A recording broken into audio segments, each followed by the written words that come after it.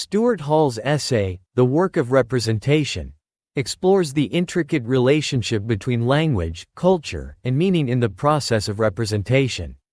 Hall delves into how meanings are constructed and communicated through various forms of representation, emphasizing the role of cultural context in shaping these meanings.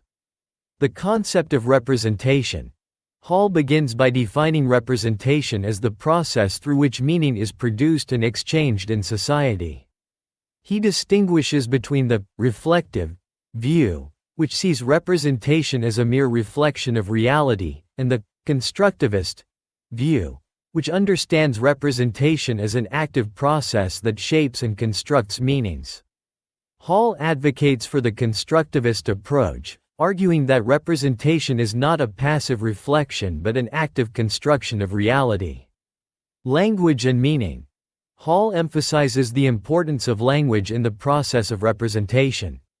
He explains that language is not a neutral medium but a system of signs that conveys meaning.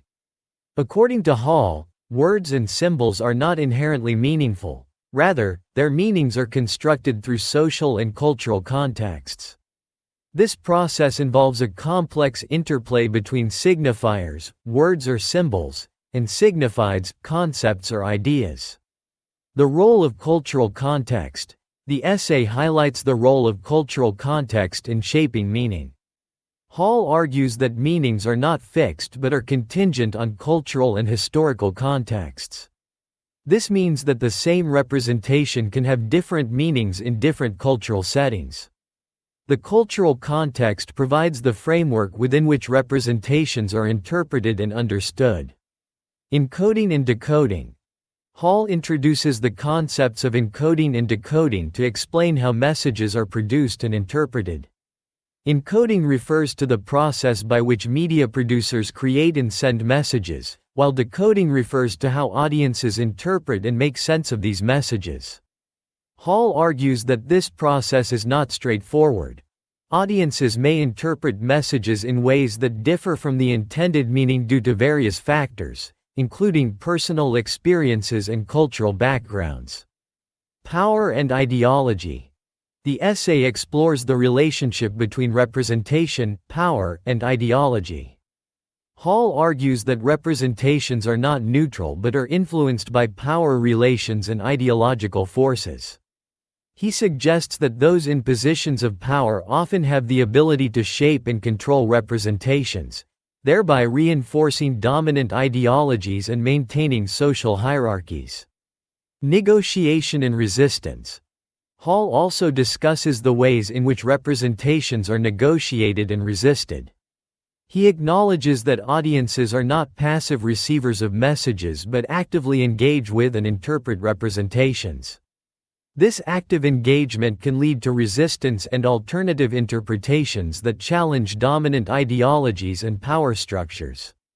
Cultural codes and symbolic systems. Hall delves into the concept of cultural codes and symbolic systems, which are the shared norms and conventions that guide interpretation. He explains that cultural codes are learned and internalized through socialization and play a crucial role in how meanings are constructed and understood. These codes provide the framework for interpreting signs and symbols within a particular cultural context. Representation and identity. The essay examines the link between representation and identity. Hall argues that representations play a significant role in shaping and expressing cultural identities.